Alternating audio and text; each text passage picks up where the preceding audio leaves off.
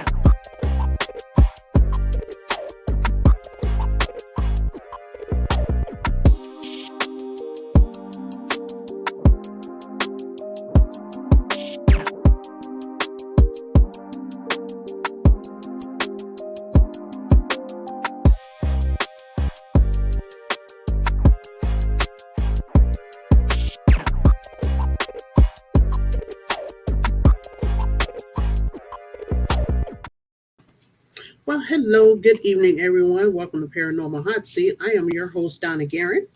And I am your co host, Stacy Gus. Thank you so much for joining us this evening.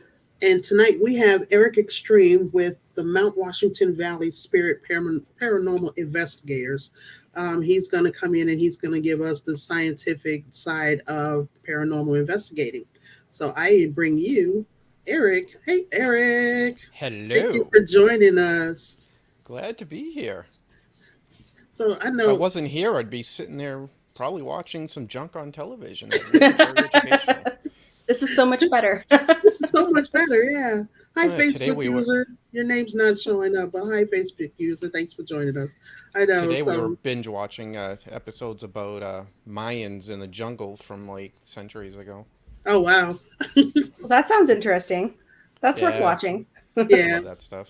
Using since the Facebook user, another Facebook user. Hi, your name's not showing up, but I'm gonna say probably after this, I'll be watching Destination Fear. The new season started. That's my show.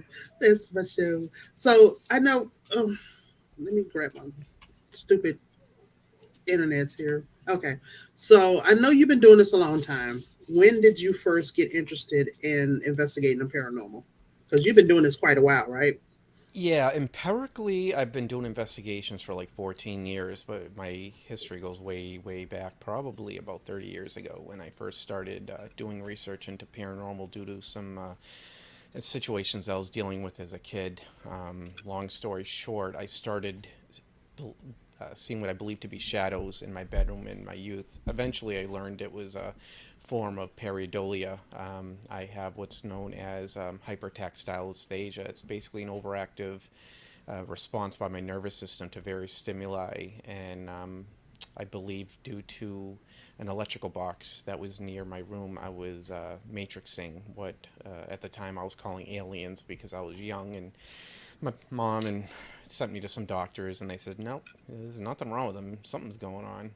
But it wasn't until much later in life that I realized that it was a form of pareidolia I was experiencing. But that's basically what got it started for me. And just through elementary school, I went through a pretty busy school. It's pretty large, and we had a pretty elaborate library, and it was also the city library. So I'd get my hands on whatever I could for paranormal books. Back then, a lot of the books were more recounts of people's personal experiences, or your typical horror stories. But it was enough to fuel the fire a little bit. But it wasn't until I'd say probably around 15 years ago, it really went full bore. One of my buddies had got involved with a local group, and I decided to join them. That didn't last too long. They were pretty much mimicking what you saw on television, and Uh, I've always been of a science mind. So I kind of got away from that, and it didn't take too long. I started putting my head into books and learning as much as I could about science and misperceptions and whatnot.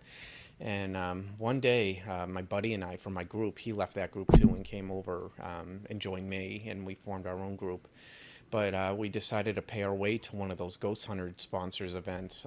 It wasn't run by the TV show itself, but it was kind of like a side hustle done by some of the members of Ghost Hunters and Ghost Hunters International.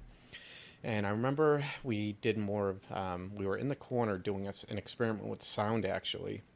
Barry Fitzgerald, who was on your show recently, he came over and asked us what we were doing, and he could see that, we were much more in depth than what you perceive on television, and they were kind of short staffed, and there was a lot of people at this event, so they ended up asking my buddy and I to lead some of their investigations, and it went well. They asked me to come back. I did some future events after that. I did eventually leave. The person who was running the events kind of went more on entertainment type of spin on it versus a scientific. So some of us weren't comfortable with that, and several of us left. So I actually went on quite of a hiatus for a bit. I was doing my studying, but I got away from empirical investigations primarily due to the fact that there was pretty much a group on every street corner where I lived. I lived in Worcester, Massachusetts at the time, and with the craze of the internet, people were able to share information and kind of talk about the paranormal field. There was groups popping up everywhere, so it was really difficult for me to do any real serious work because I wouldn't be taken very seriously by any place I would approach just because of the paranormal hysteria that was going on. But about 5 years ago, I moved up to New Hampshire, and I got back into sticking my nose in the books a little more. There's a local ghost hunting team in town, and they are the type that just do stuff that you would see on some of those television shows. I mean, zero science of any type. So Yeah. I started getting reached out to kind of by locals as a second opinion, and I ended up retiring from my full-time job a couple summers ago. Needed something to do, so I really went full bore with this. I started my podcast and my blog, and as of recently, some of my work has started getting noticed, and thankfully, like you guys invited me on your show, and I'm scheduled about 5 other ones. I'm doing one on Wednesday that has like 2.3 million listeners. Oh, wow. It's a call-in radio program, but I'm appreciative of everyone who's given me the opportunity to kind of speak about what I do, because it's almost to some extent a somewhat silent but lost art. 15 years ago, these shows came on board, and the serious paranormal investigators kind of started ducking into the shadows because they weren't getting taken seriously. And I'm hoping enough time has gone by where people like me can kind of come out of the woodwork again and start doing publicly what we like to do, and kind of get the field to start turning their head towards a more scientific stance comparatively to what's been going on. Yeah, two of the guys that are in our chat, Robert Humphreys and Brian Horton, they founded PD Region Paranormal out in North Carolina, and we were actually just talking about this, or we have been talking about this, getting away, because there's so many people out there. They want to go be the next Jason Hawes, and they're trying to make all of this money, but they're not. They're not doing what really should be done as far as like I say, reaching out and um, instead of paranormal investigating, they're doing the ghost hunting part, which where we're going to talk about the difference between that. So, hey guys, I'm glad you're here. There's a couple of What's up, Facebook Robert? What's groups up, that Brian? their names not showing up, but yeah, we were just talking about that. People are just.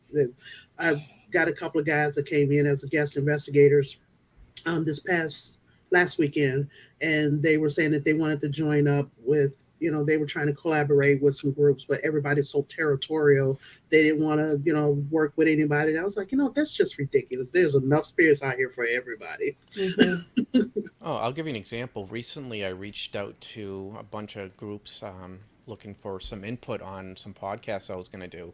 I was just looking for some scientific research information, and everyone I spoke to basically treated it like I was asking the federal government for, classified files. Back, Yep. you go back prior to 15 years ago, and for the most part, groups would happily work with each other, share Hmm. knowledge. And now it's almost become territorial. Like you said, everyone wants to be the next Jason Hawes and have a TV show, so they're keeping Yep. everything to themselves. Yep. There's a couple people that I still speak to, like Barry Fitzgerald is one of them, and there's someone down in Australia, and then there's a guy down in Jersey. But for the most part, people are not entertaining the thought of networking anymore. There Yep. was a gentleman about 10 years ago. His name's Doug Kelly, another one who knows his stuff. I've been speaking with him throughout the years. He actually tried to create something. He called it the Paranexus, and it's still on the internet. It's pretty much a ghost town now, but he was trying to get together some serious researchers to share information.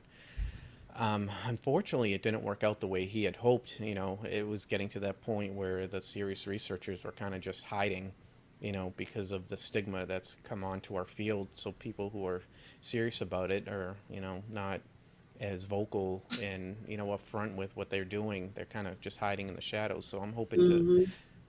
I'm hoping to be one of the people, not to get my name out there, but set the example that, it's time for us to come out of the shadows again. It's okay.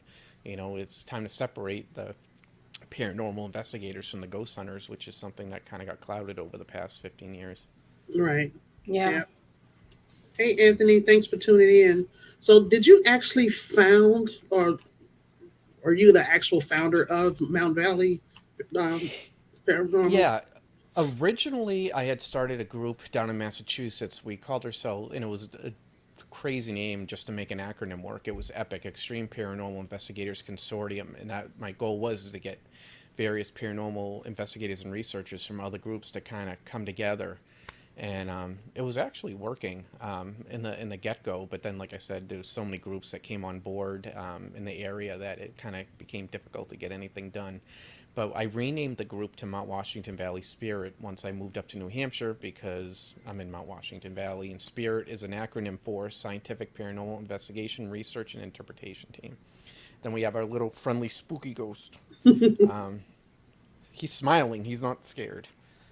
But yeah, so I wanted to get away from, if you ever look at the website, mwvspirit.com, you'll see it's bright, it's colorful, it doesn't have spookiness in it.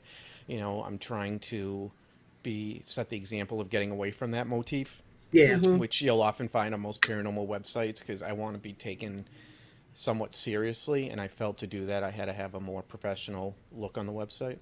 Yeah, I Yeah. agree. Yeah, because I've seen some where it's like if somebody was looking for some help or something and they click on this website, they will probably be terrified that these people are in a demons or something because they're so dark and unwelcoming.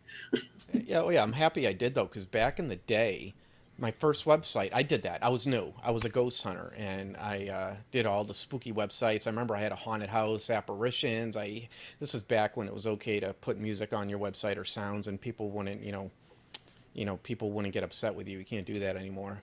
But I remember having great difficulty getting people to take me seriously, and I had taken down the website and redid it. But I vowed once I started my Washington Valley Spirit that I wouldn't do the spooky thing. And I can tell you, like, I'm already up to like over 12,000 Facebook followers Oh, nice. between the podcast and just putting out a product, a visual product that isn't spooky. So people like, hey, maybe this person's a little more serious. Right.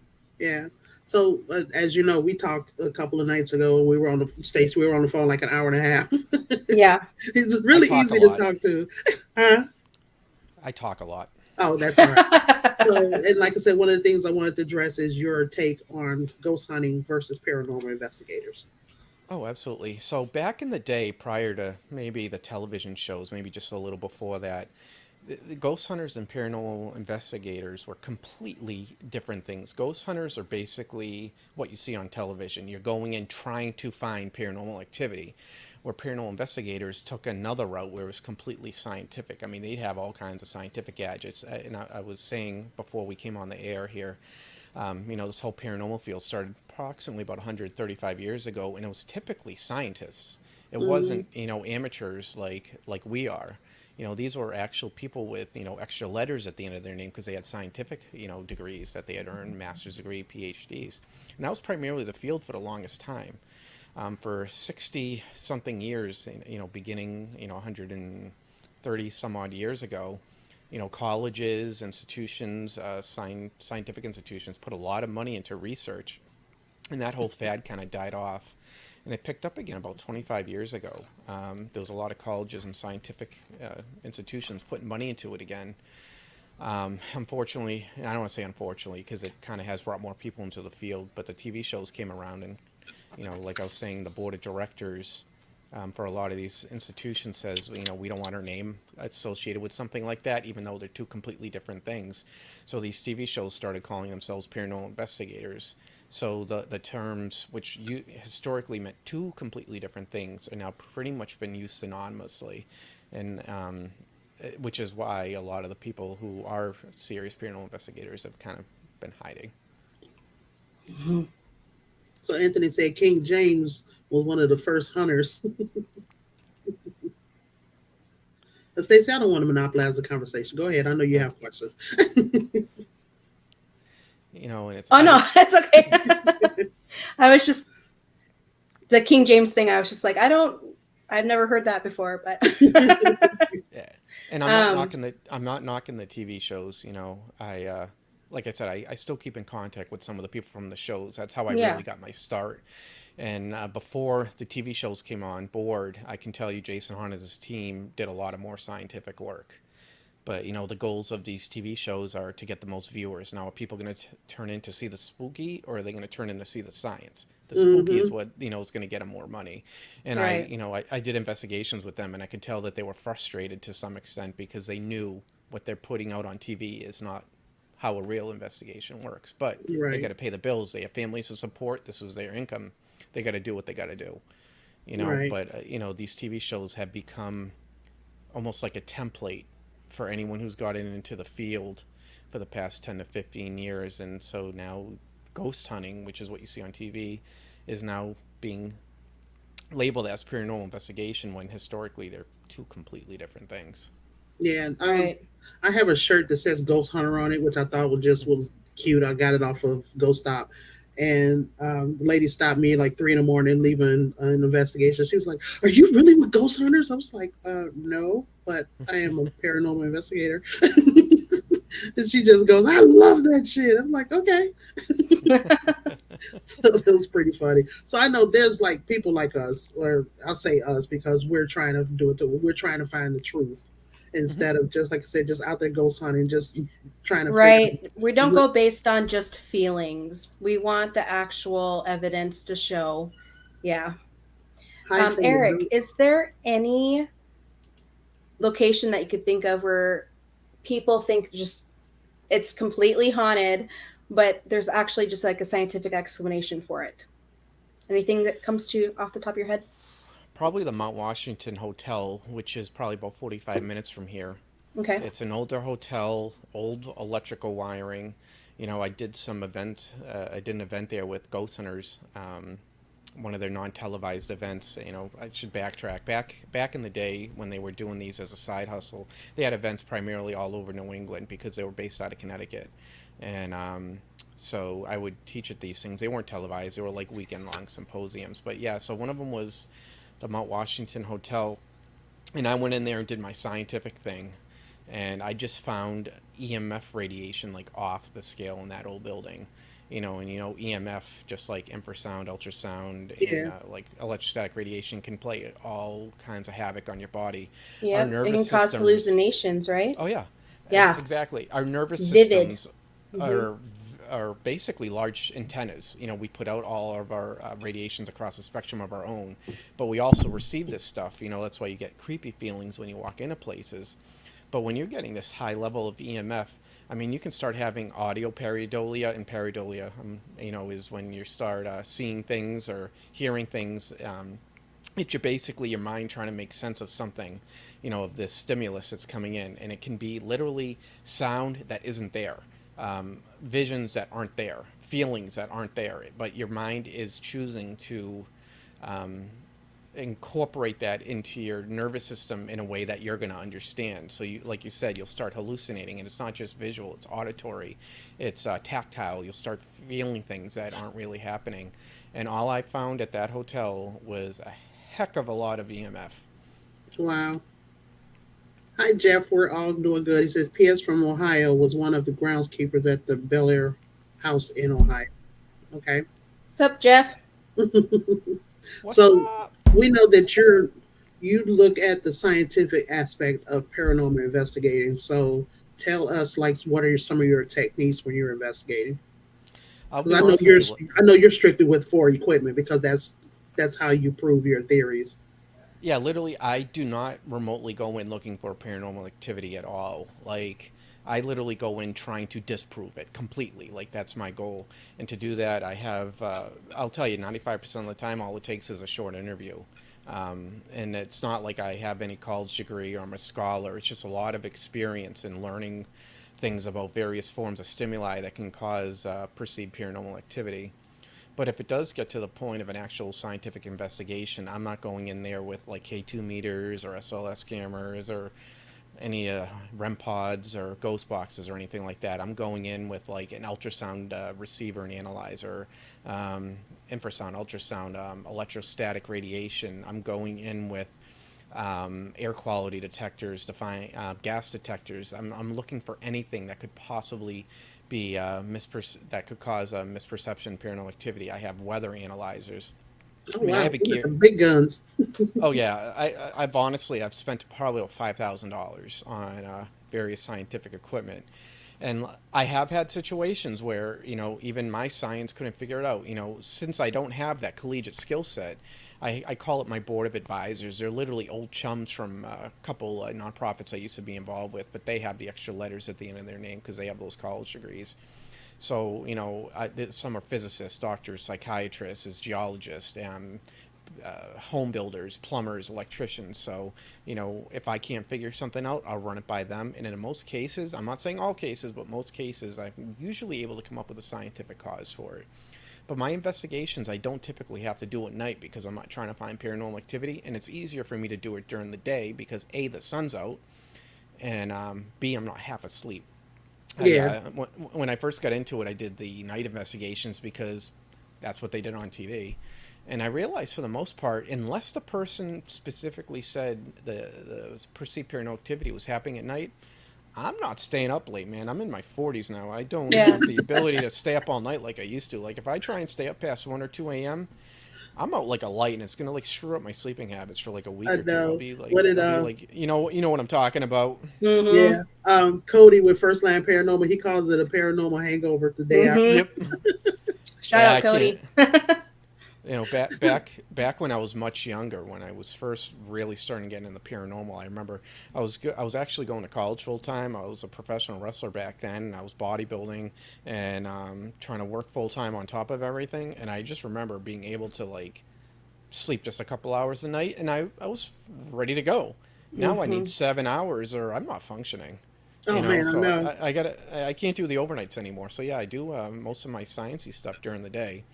Because in most cases, like I said, I'm pretty quick at finding a scientific explanation, and a lot of it isn't like your basic, generally known science. Sometimes it's quite obscure science that it turns out to be the cause. But it's easier during the day when everyone's awake versus Yeah. having that paranormal hangover because I need my brain to be functioning to be Oh, I able to know. do that. I joke around and go, well, when we were younger, we used to party all weekend and then go to work on Monday, but now it takes us the whole weekend to recover after one night. Oh my God, I remember when I was younger being able to, stay up till 3, 4, 5 in the morning, get up for work at 7, Yep. perfectly fine. Can't Yep. do it. Now, see, I don't even drink anymore. I've actually, I have a medical condition. I'm allergic to alcohol now, believe it or not. Oh wow. Um, but like, I can stay up till 2, maybe at the latest on like a non, having to work in the morning type night. Yeah. But I'm in bed by midnight now. I don't do the night stuff anymore. I can't. I You're was better a than me. bartender for so many years, and it took me forever to start going to bed at a decent hour again after I quit bartending because I was up till 4 in the morning easily. Just Oh, I wouldn't even get home till 4. So Yeah. Half the previous. time I'm asleep by 9:30. My previous jobs years ago, I was like a retail manager and a restaurant manager, and the restaurant was open 24 hours a day. And Oh being God. I was a top level assistant manager, so often I'd have to get called in for the overnight, and it got to the point where it's like I'm not doing overnights anymore. I can't. I have to worry about my home life too and my health. Yeah. And Hmm. eventually I left that job primarily for that reason. I needed a more structured schedule. Yeah. Yeah. Same. I was doing 15-hour shifts at one point, 3 or 4 days in a row. You No, Yeah. I know. hear you. So no. Bef- Before I retired, I was a manager for a big pharmacy chain. And I kid you not, I ended up being a vaccinator during COVID, and I was doing approximately 90 hours a week for over a year.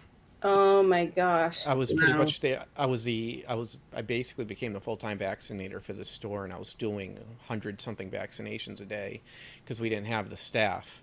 Right. I was actually a front end manager, but I'm also an EMT and a certified pharmacy tech, and under CDC you know uh, guidelines and state guidelines, I was able to give vaccinations with additional training, and I was just literally doing that 7 days a week for over a Wow. year. And then eventually, I was like, you know what? I don't have a life. I literally would get up, go to work, go home, go to bed. Yeah. I couldn't do it anymore. Yeah. And I looked at my finances. I'm like, hey, I don't need to do this anymore. So you're so okay. So I have to ask, how old were you when you retired? 41. Oh wow. Wow, you're one of the lucky ones. Good for you. Oh, it's nothing special. Really, what happened is I was a homebody and I lived with family until my late 20s, early 30s, maybe. So I made decent money and I saved it. I just didn't spend any of it, Okay. and I invested well. So it's not like I ever made a boatload of money. I just never spent what I made, So it got to the point where the interest off my investments was enough to live off of comfortably. Oh, cool. But Right on. like I was saying earlier, I did that for about 9 months before you know, metaphorically speaking, I was pulling my hair out, which, um, but like I was telling you guys earlier, I now work for a local nonprofit organization part time, managing a community fitness center, and it's about 30 something hours a week. But it's not work to me. It's almost like a paid hobby. I've been a bodybuilder for 30 plus years, and it's almost like I'm getting paid to do a hobby. Yeah. It's being a small nonprofit. We don't have to worry about making someone rich.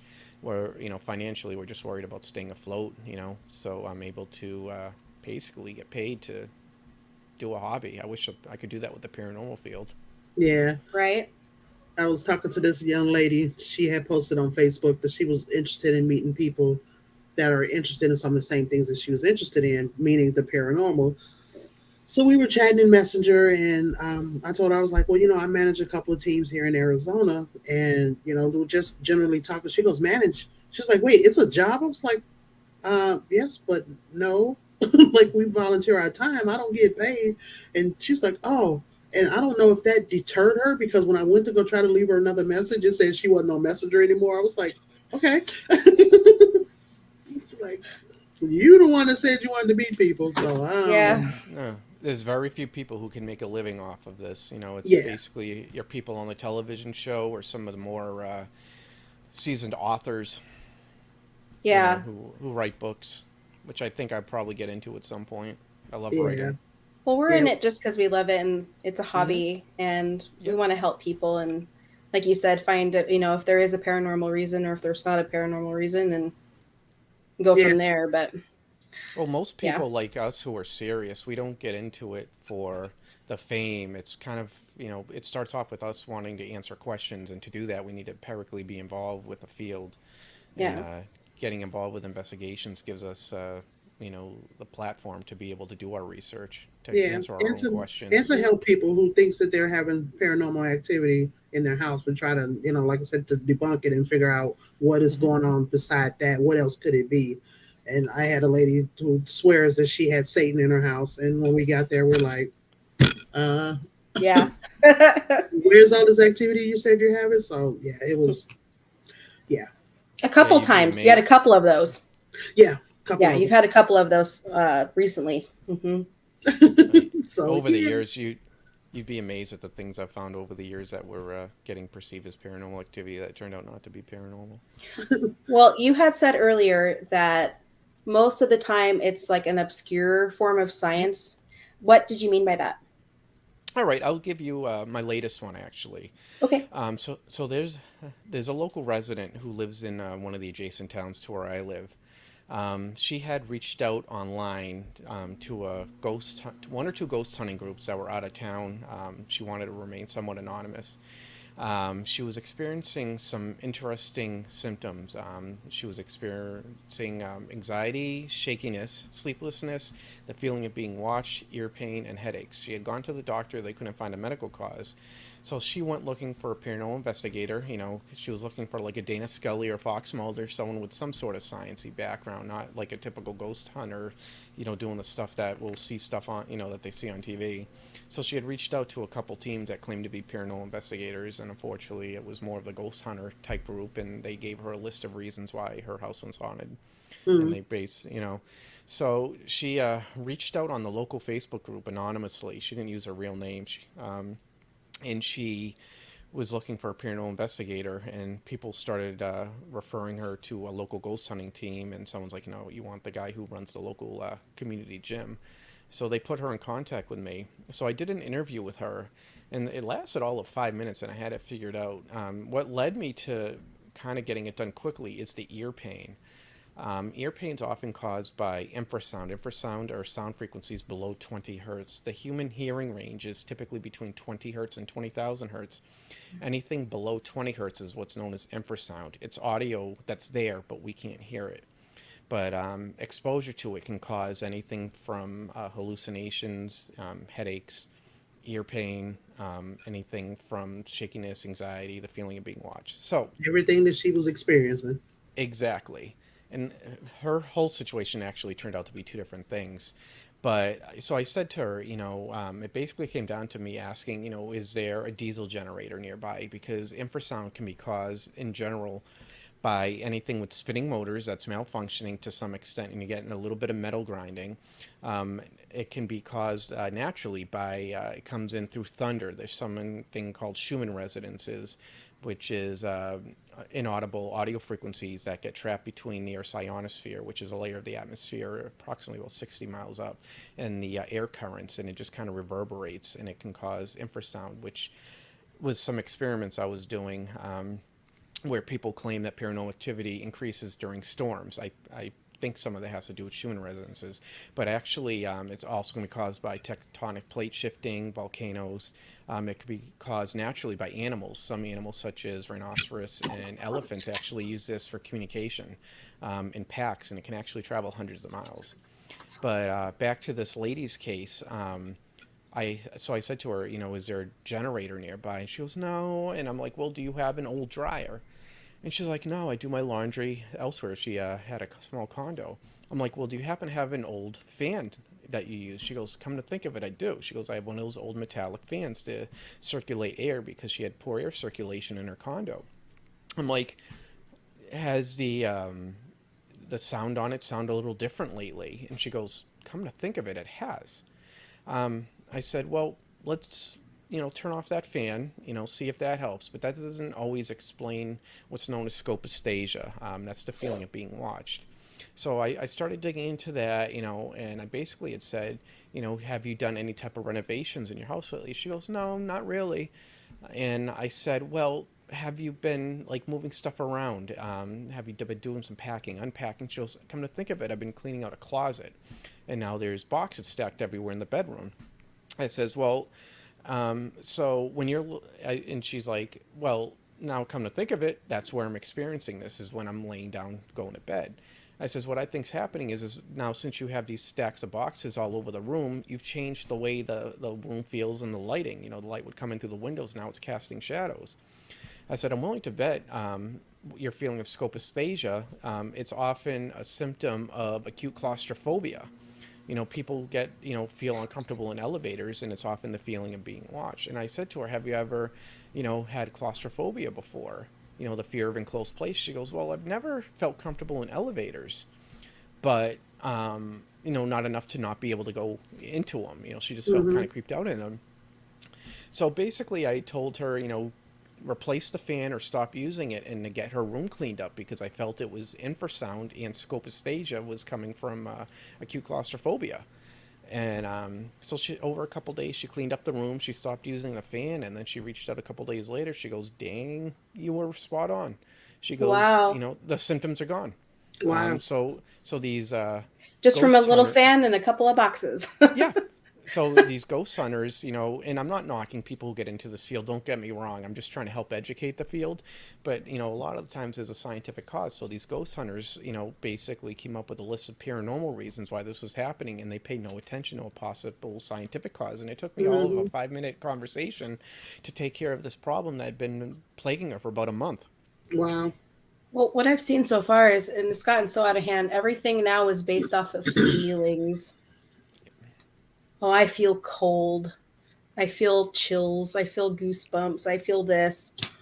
And And it's fun. it's not a scientific reason or a thing. Your feelings is not based on anything other than No, and yourself. the funny thing is a lot of this hair standing on end, this feeling of feeling cold spots. It's often just stagnant electrostatic electricity. We get, how often do you walk across a carpet, you go and touch metal, and you get a spark? Mm-hmm. And the somehow this whole electrostatic thing, which is common everywhere, has now become misperceived as paranormal. But often it's just stagnant electrostatic stuck in the air of your house that's causing, these cold sensations or these prickly sensations that are now being perceived as paranormal activity. Yeah. So you obviously you do residential, or um, you give, what am I trying to say, your opinions or whatever on what's going on in Yep. residential properties. Do you actually go to like commercial, or do you just go out to do investigations and say, hey, I'm going to look and see if there's anything paranormal here, or how do you do that, or do you just do residential? Oh God, I have a local lawyer's office that's after me right now because they're having some perceptions that are going on. So I'll help anywhere I'm asked to. I'll even, historically, I've done things just for my own research or recreation. Yeah, It's like, hey, I'm I guess bored. I'm that's gonna what I was go. getting at. Yeah. Yeah, you know, we all got into this because we enjoy it. It doesn't all have to be business. Right. Right. You can have a non-client based investigation. I mean, I like doing all kinds of research, particularly into infrasound and ultrasound, which seems to, in my experience, be one of the main causes of what's perceived to be paranormal activity, but has a scientific explanation. I have my infrasound and ultrasound detectors, which are very mobile, and I can run them off my laptop. Oh So wow. I can take, I can easily go and just the infrasound detector is actually capable of having, and it's going to sound crazy, but you can actually hook up almost like an IV tube to its microphone and run that out a window. So it's actually picking up sounds from, say, outside. And I can do experiments with like trying to pick up Schumann resonances from like thunderstorms. Hmm. I'm a lot of what I like to do is research. I want to help educate the field, help improve the field, and to do that, I need to continue to experiment and increase my own skill set. Yeah. Yeah. And I'll tell you, that's half of what I do is just trying to research and investigate on scientific topics that aren't related to someone's case. So, have you ever had an experience that couldn't be scientifically explained? Oh, absolutely. I can give you a couple if you want. One of them was at the Rolling Hills Asylum in New York. I was doing an event with Ghost Hunters and Ghost Hunters International. And I was actually in a room with Barry Fitzgerald. I think Chris Williams was there initially, but then she went off to help another team because it was the two of us and, they needed help elsewhere. But we were doing a piece on methods to try and initiate, communication. And I'll be danged, but we heard a voice. And at first, you're going to try and figure out, hey, is anyone in this room throwing their voice? Because it was like 15 of us in there. And it was clear as day that no one was throwing their voice. So I started looking around for like a scientific cause, whether there was a speaker that was picking up a radio signal, whether there was, someone trying to hide and throwing their voice, or if there was walkie-talkies, and we were able to rule all that out. So for about 10 minutes, I had a conversation with something in front of 15 people that was, the voice was coming from about 5 feet away from me, but there was no one there. Oh wow.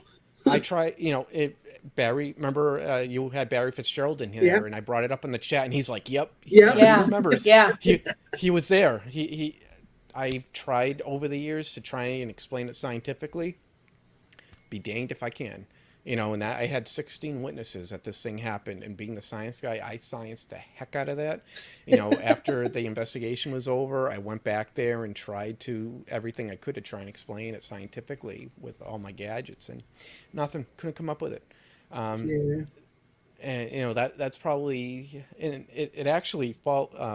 Second part of that, I never really took too much seriousness in something possibly, bringing something back with you from an investigation. You're right. Well, that was the last night we were actually at this investigation in New York, and I went home the next day. I think it was within a day after that, I went and hung out with my friend Sandra. She's actually quite intuitive. I wouldn't call her like psychic or anything like that, but she's really in tune to her own energy and energies around her. And she said, who's so and so? And I couldn't tell you the name. It's been for so long. And it was the name of the entity that I was speaking with in front of 16 people in New York. And it was some weird name. It wasn't like some random name she could have pulled out of the blue. And I said, was there some review of this event online that you found? Where did you come up with that name? She goes, I don't know what you're talking about. You were at an event? Because I didn't post everything on social media back then. She had no Yeah. idea. And I thought maybe she just heard from one of our other friends, because we had some mutual friends. And I hadn't told anyone, outside of that event of what had occurred. I was still kind of letting it go through my mind. But anyway, she says, so and so, I don't know if they're with you, but I sense some sort of energy with you. And I was like gobsmacked because, here's something that I didn't like completely push away as being possible, but I never really did any focusing on it, over my career. But here I had a situation where over a couple days I spoke to something that wasn't there, and someone else who was completely separate from anything that I had done was able to pick up on this person's name that I That's had spoken nuts. with. Yeah. Yeah. Um, that was just too much for me to be able to easily explain it with science. And I try not to be biased, like everything has to be science. I will Yeah. not Mhm. say science without proof of that science. I Right. just don't use Right. random theories and pull things out of the air. I need confirmation. And I could not find remotely any scientific confirmation for what had happened. If it was just one thing, maybe, but there was two completely separate scenarios where it both led back to the same thing. Yeah. That's probably the one that stands out more than anything. Maybe a second one. I used to be a professional wrestler, and I also was a professional wrestling promoter. And back in the late '90s or early 2000s, I did a show at a place called the Palladium in Worcester. The Ghost Hunters actually did an episode from that place, and I was refereeing at this event. One of my referees wasn't able to make it, so I only had one other referee, and he was still in school for it. And I had already been through school on how to referee for a couple of years. So anyway, I'm in the middle of refereeing a match. I remember it being a tag team match, and I just remember seeing something out of the corner of my eye, and that's how all of this starts. You get peripheral drift illusion, and your blind spots, and your mind can matrix, and you can see things that aren't really there.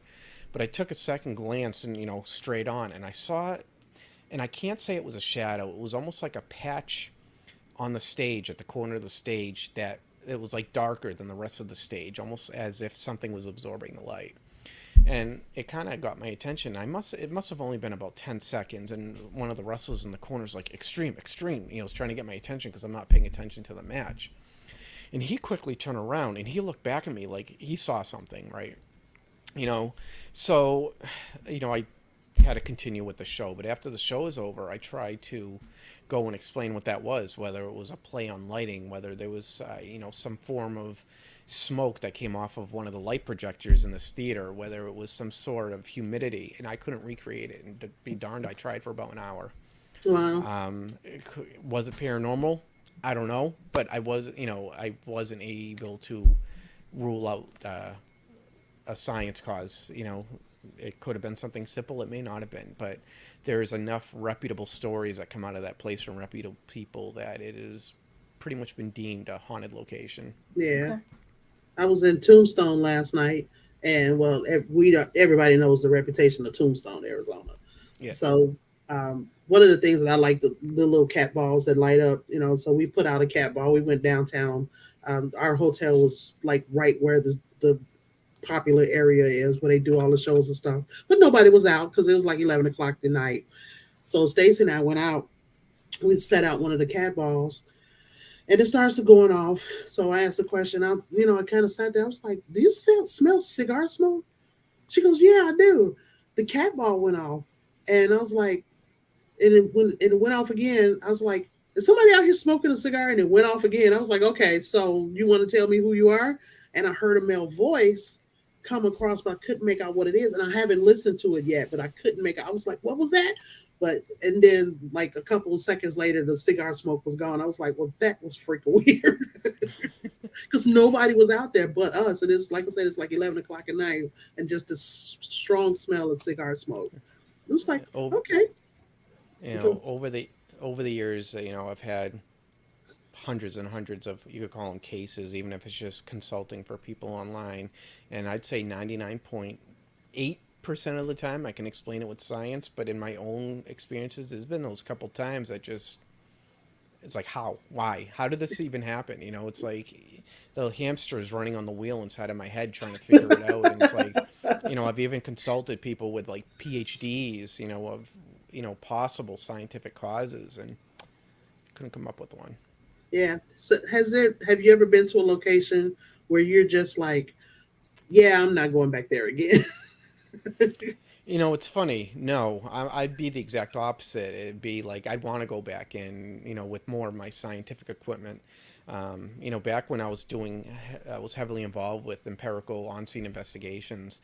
I didn't have all the equipment that I have today. I Hmm. was being, for all intents and purposes, when I first got into it, I didn't have the financial security that I had later on, and this is going back decades, and there's some places I wish that I had the equipment that I had back then, back then that I have now. But no, I would not say, hey, I'm never going back there. On the contrary, I'd be like, hey, I want to go get some more scientific equipment, see if I can science the heck out of this place. Yeah. Right. Just like I'm sure you ladies come across situations where you just walk into a place and something just doesn't feel right. Yeah. It could be EMF radiation. It could be, residual emotions. And I don't mean like physical, like they take on a form. But there's if you've heard of the stone tape theory, it's basically where various forms of rocks, per se, are known to absorb various types of energies. I'll give you a couple quick examples. The old pizza brick ovens, they can radiate heat for long afterwards.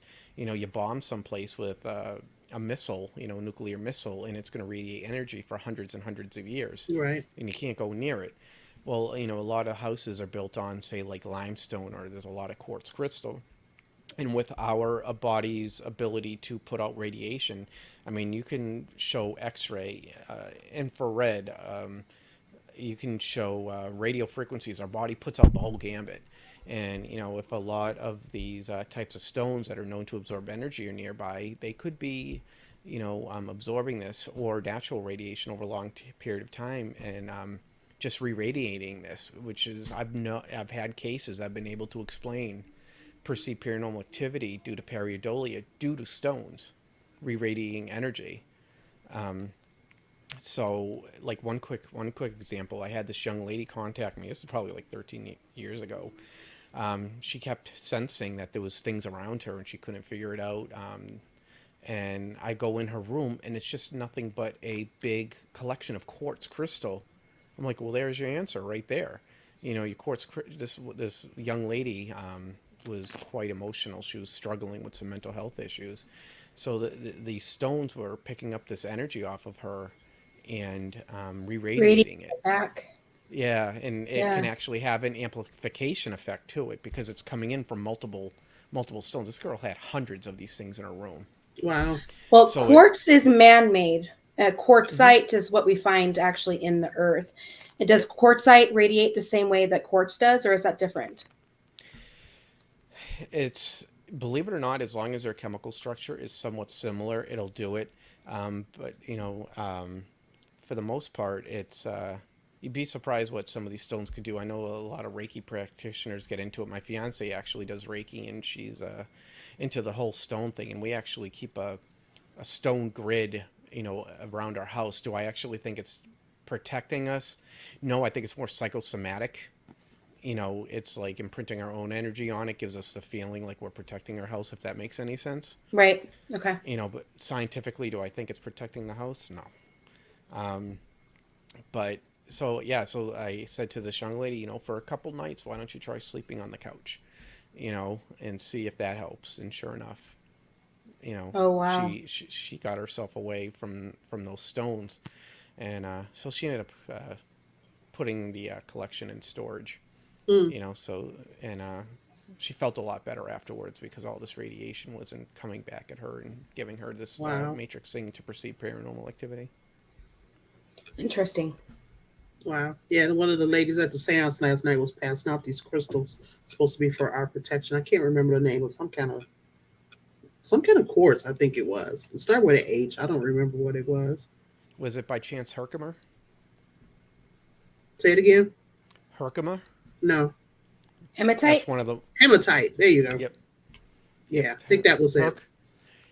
Hematites usually used for protection. Then there's Herkimer, which is often used by like psychics. They believe that it can help enhance their ability to like receive or send their own energy. Well, Yeah. hematite can also be magnetic, depending on. Yeah, Hmm. it's a Oh, very magnetic stone too, so that's interesting. Yeah, oh, she said it used to be a bigger stone, and I guess it ended up falling and breaking off, and she had all of these pieces, and she was just going around passing them out to everybody. I was like, oh, yeah. okay. Well, Never even was a crystal person. hematite even has its medical uses. Some people swear by those magnetic bracelets for Mm-hmm. like motion Yeah, I've sickness. seen those. Yeah, hmm Mm-hmm. I used to sell them when I ran the pharmaceutical store. We had them, and people swore by them. Yeah. interesting. Hmm. Yeah. My dad was a pharmacist, and he even had them in his store too. So, yeah, or the copper bracelets. Yeah, I know a lot of people got the copper bracelets. Yeah. I haven't Yeah. seen enough, information to say, hey, is it medically sound? Often people need the equivalent of a talisman, just something to put some faith into, to make them feel better. Make them feel like they're doing something. Could it medically work? There's enough empirical evidence that at least for some people, it does seem to have Help. a Mm-hmm. help them. Yeah. Well, Yeah. I believe if you believe in anything strong enough, you can, you know, they, you can manifest it. I guess if they think that copper is going to help them with pain, and up here they think it helps, hey, more power to you. I Oh, can't. you can One thing see. I followed Barry's advice, and I bought me an iron necklace because he said it helps with protection. It's a Viking troll cross. Mm-hmm. Yeah, now I got to get it.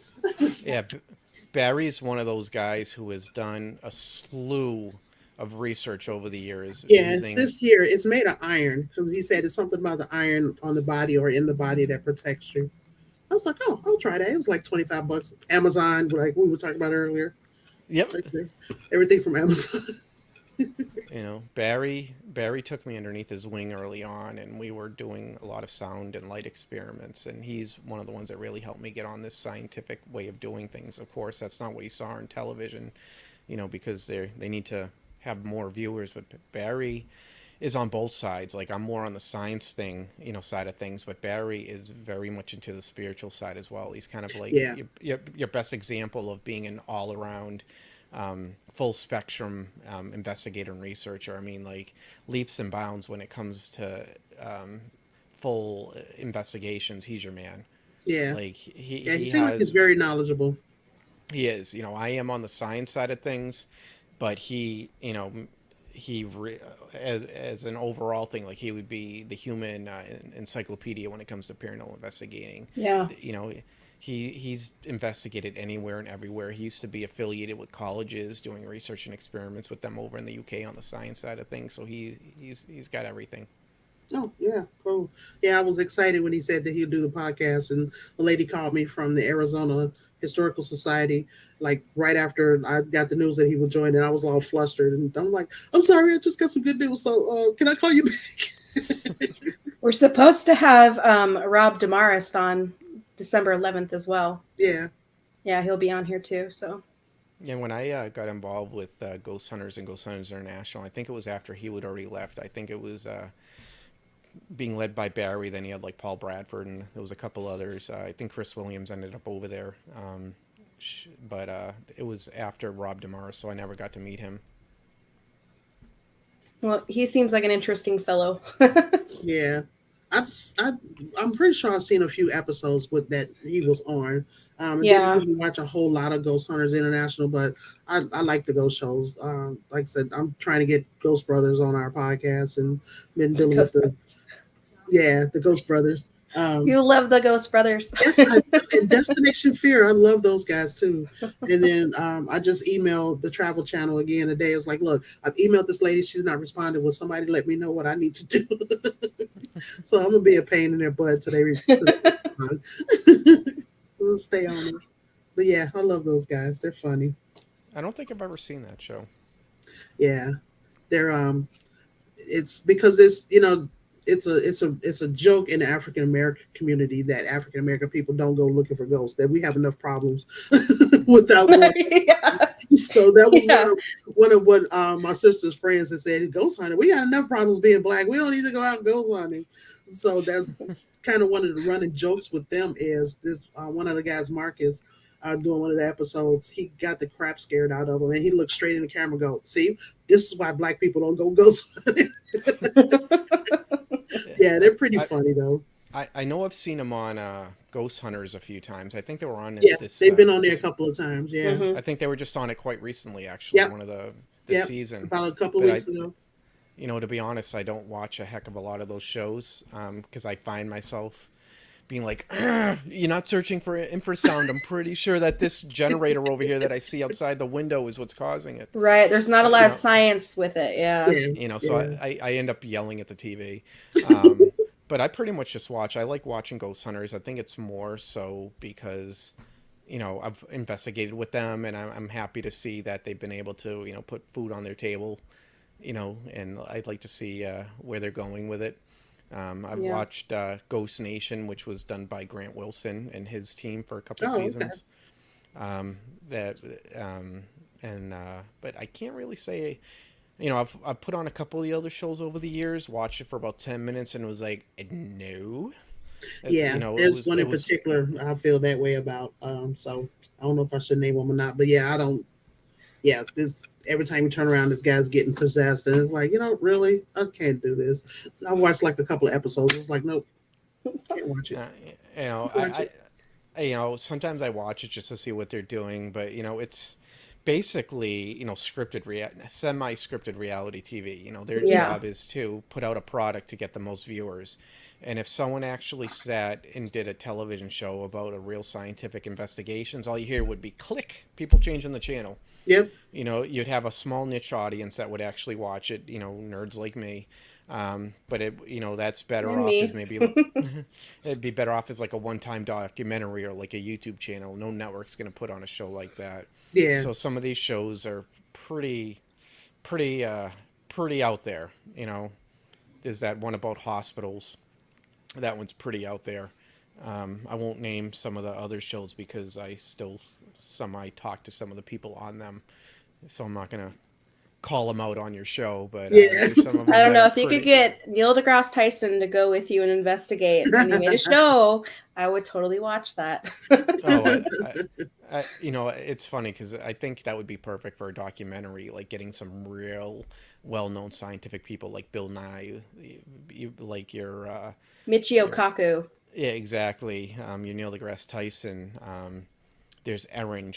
I can't think of her last name. She works for Star Trek as a science advisor. I'd love to get a bunch of them to some of these more haunted places with some of their scientific knowledge, just to debunk the heck out of some of these places. Yeah, You I I'm think know, with that'd be I'm, you. sh- interesting. See, I would watch that definitely. Hmm. I've seen enough evidence over the years, and I mean legit evidence. I don't mean some of that stuff that people put up on like Facebook or YouTube, but Yeah. some real evidence that there's paranormal. I wouldn't be doing this if I didn't believe that there was something out there.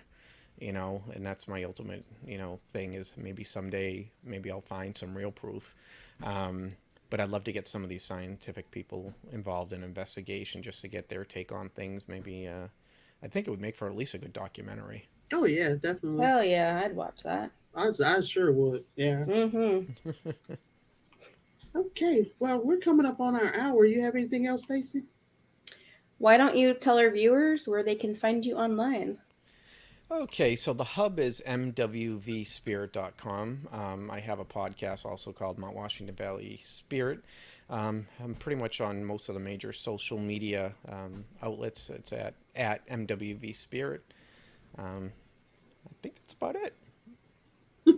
All right. Well, we can't wait to see what you come up with next. I know you have your Shoot. personal Facebook page. Did you have a Facebook page for Mount Washington? Yeah, it's at MWV Spirit. Okay, you You'll did say find that. it on I was Facebook. writing.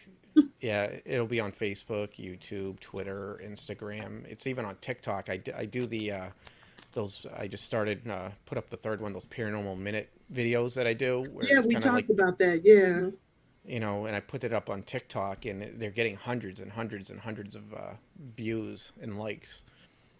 So I never did TikTok before, but hey, if it's one more avenue to kind of turn people onto the science side of things, I'm gonna do it. Yeah. Hell yeah. After I talked to you and you were telling me about that, I went and created a TikTok. I was like, okay, let me try this. You're Yeah, on now- TikTok now. Yeah, I've never been on TikTok before because I always thought TikTok as being some, the teenage, Yeah. video dancing kind of thing. And I can't do it. I can't do that. I can't do Twitter. And I've got Facebook and Instagram. That's more than enough. I'm technologically challenged, so Yeah, on Sorry. TikTok you could technically do up to like 10-minute long videos now, but no one's gonna sit there. They're and thumbing watch for through 10 it. minutes. They like the 30-second and I'm done thing. Yeah, so Yeah. I figured, I won't put my podcasts up there or even break them into pieces, but I figured that Paranormal Minute, what harm would it have? And sure enough, because you can tie in hashtags to your video. So, I do like hashtags, ghost hunt, hashtag, paranormal investigation. And, I'd use about 8 or 9 of them. And those are the people who are finding it because they're using the hashtags. Yeah. So at That's least cool. there's a receptive audience there. So I figured, hey, why the heck not? yeah. So we do a hashtag paranormal hot seat. Well, Eric, I really appreciate you coming on and talking with us tonight. Yeah, No, thank I you. love the opportunity to spread the word that there is more out there than what you see on TV. Oh yeah, There are- definitely. Yeah. Well, thank you guys for tuning in. Those that you are here, those of you that are here. I'm getting old. My mind is like. So anyway, It's we're it's gonna past our take off. bedtime. Huh? I said it's past our bedtime. We're old. Oh, I know. I joke around and I tell people, and it's like, I'm almost 58. I'm pushing the hell out of 60 right now. So it's like, yeah, I'm kind of slowly. See, I can't make comments like that at work. There's people who work out at the gym that are in their 80s, so I can't make comments like that there. Well, nobody ever believes me when I tell them how old I am anyway. So I don't mind saying it. Okay, well, let me get ready to take us out. Hold on. And then I'll put you, and then we'll go into the outro, and then we'll go in backstage. All right. Bye.